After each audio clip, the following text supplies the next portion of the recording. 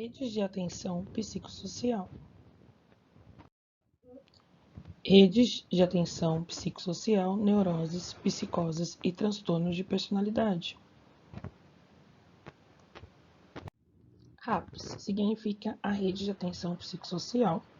Tá? Ela prevê uma criação e ampliação na articulação de pontos de atenção à saúde para pessoas com sofrimento ou um tipo de transtorno mental e que apresentem também necessidades decorrentes de uso de drogas, tá? Como crack, álcool, entre outras drogas. Através do atendimento todo pelo Sistema Único de Saúde.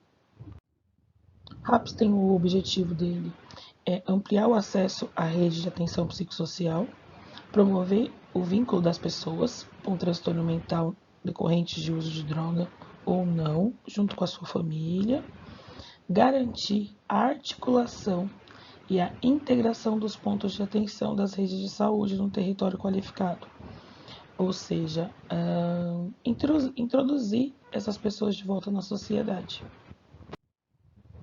Os princípios para cuidados na RAPS é respeito aos direitos humanos, cuidado com a liberdade, combate aos estigmas e preconceito, cuidado integral, diversificações das estratégias de cuidado, promoção de autonomia, estratégias de redução de danos, controles sociais dos usuários e seus familiares, estratégias de educação permanente, construção do projeto terapêutico singular.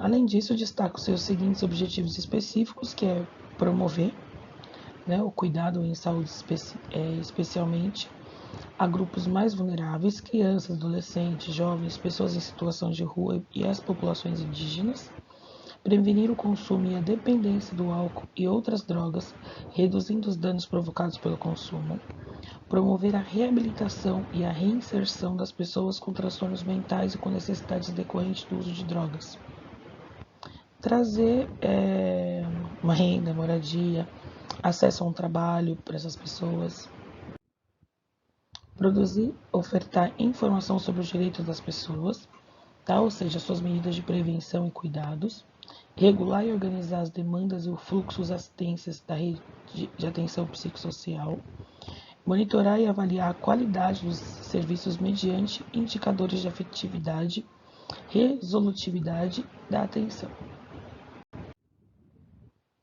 Aqui essa tabela é o que compõe dentro da rede de saúde, tá?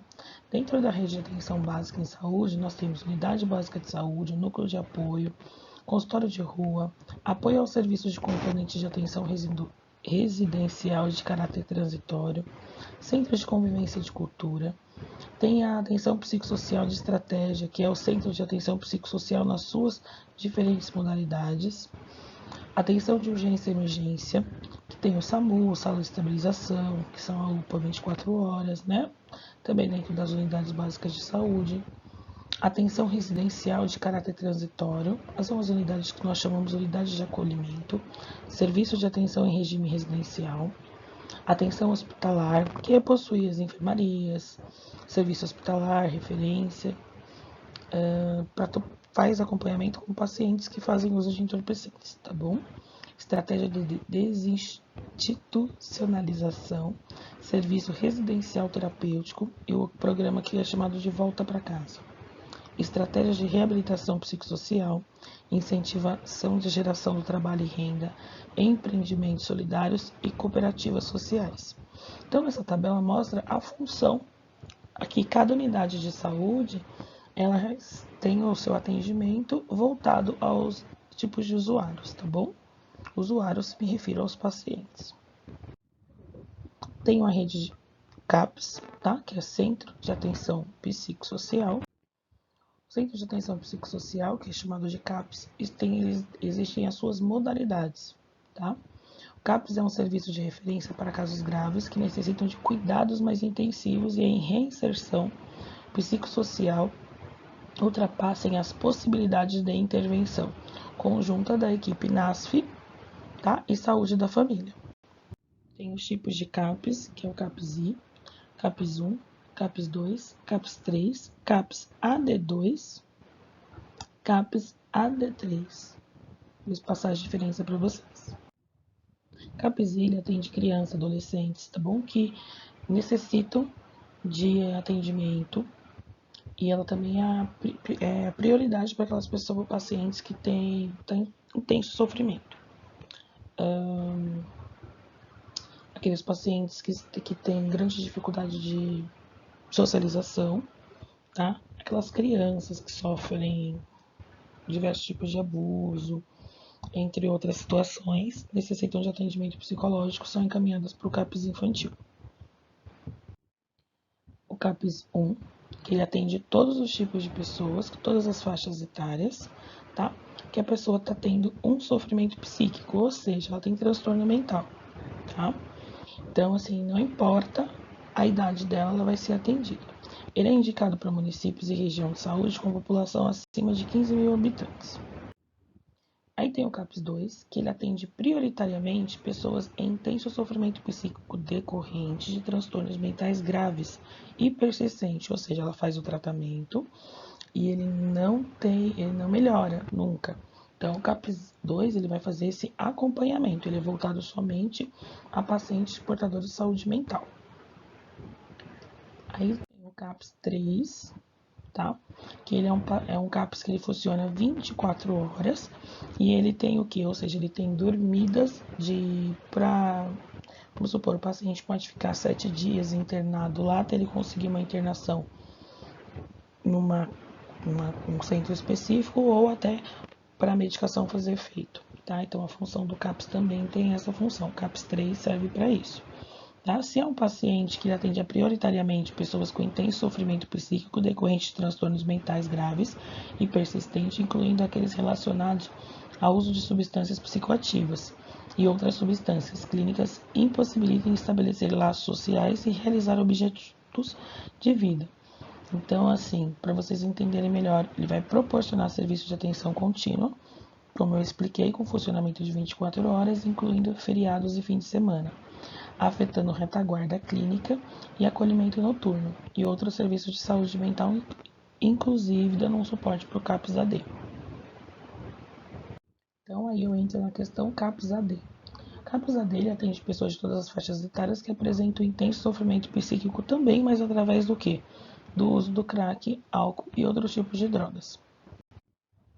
E aí dentro da categoria CAPS-AD, nós temos o CAPS-AD3, que da mesma maneira que tem o CAPS-3, saúde mental, nós temos o CAPS-AD, que é usuário de álcool e droga, tá? Atende pessoas de todas também faixa etária, ele funciona 24 horas também, e ele tem as dormidas de acolhimento para desintoxicação. Aí fica o período que é necessário, avaliado pelo médico junto com o seu terapeuta. E aí, se for necessário um período maior, aí acontece uma internação com o paciente tendo total consentimento. E aqui é um passo a passo do atendimento psicossocial no atendimento do paciente no meio de uma crise. Então, ou seja, o paciente está na residência dele e tal, teve uma crise. O familiar, o responsável pelo usuário, vai acionar o SAMU. Pronto. O SAMU chega, demora, gente, para uma crise, é um grande preconceito, mas para uma crise, o SAMU acaba demorando muito para chegar. Ele não trata como prioritário, mas lógico, tem as suas qualificações e dentro dos seus atendimentos. Se é uma crise suicídio, todo mundo, eles vão acionar a ambulância que estiver mais próxima, tá?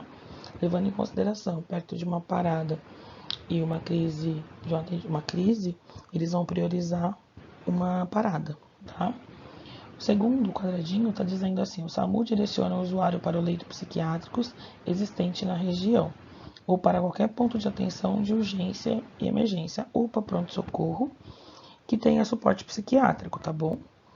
Terceiro, o usuário é acolhido e medicado. Isso ele vai fazer tudo na emergência.